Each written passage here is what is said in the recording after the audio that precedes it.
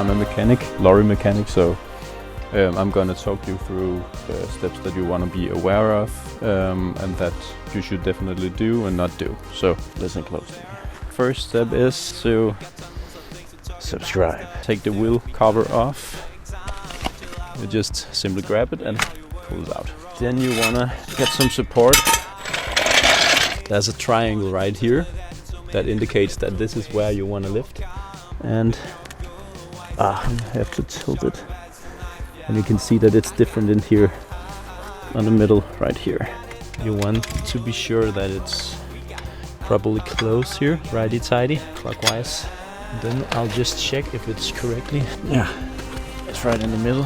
So now I'll just lift it, not all the way up, but just so it has the weight of the car. Then we will untighten these before lifting the wheel. It's 19 seconds.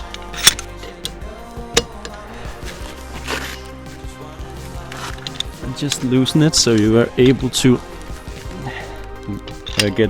get them off once the weight is off the wheel. Cool. Lift it all the way up, and remember to have your rear wheels locked with the parking brake. I'll just look for security.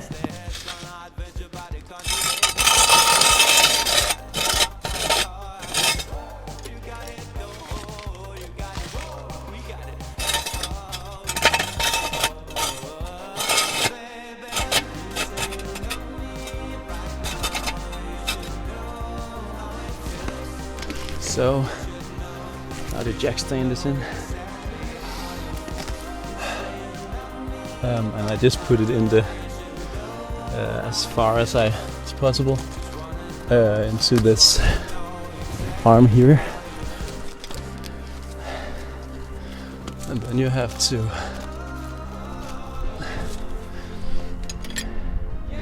take it slightly down, just so it rests on both your jack stand and your jack. Then the weight is distributed already. Take the wheel off. And we already loosened it, and always find somewhere to put the nuts. Be aware of these nuts. They center the whole rim. So you have a flat side and a rounded side, and the rounded side has to go inwards when you put them on. That's very important because it centers the rim when all four goes in. It's the same on all four sides, so be sure to lock to put your parking brake on. And when you're doing it, put it in gear, because the parking brake is almost on every car on the rear end of the car. So if you lift up both wheels, then you have no parking brake, and then it's maybe gonna roll.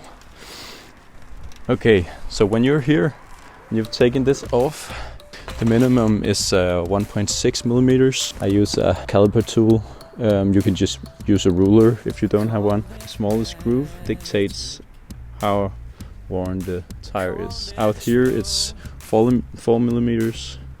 In here it's 3.1, and out here it's 3 actually. I know that the minimum requirements is 1.6 millimeters, but actually it's a good idea to change them already at 3 millimeters, because they can't disperse the water as good when they come down to that level. And as you can see here, the winter wheel has kind of like all of these fine grooves right here, out here, out here, out here. And then this particular one has this. And what I tend to do is to just check if there's anything that will puncture it. So if there's a sharp stone in here, you can remove them now. It's easier because you can just turn it freely. So I'll just look after that right now. It's just soil.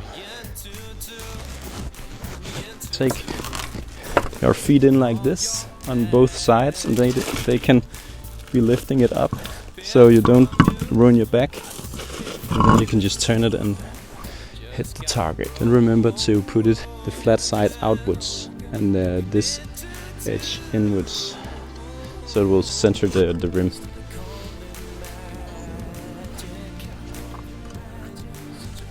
Lowest one at first, then the rest is easier. Take them all the way in.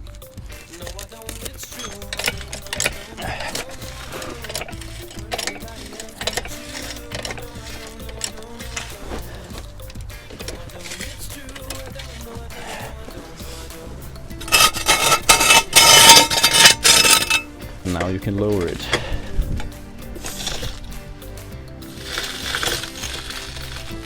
And before going all the way down, just tighten it, just to be sure. And this specific model should be tightened to 130, I believed it was.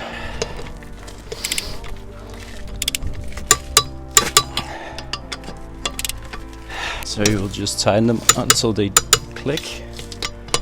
And go the opposite, 2 clicks.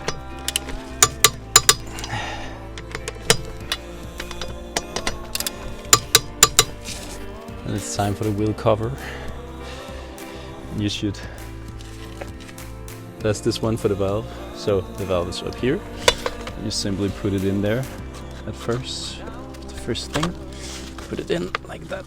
Okay, it's great. It's great.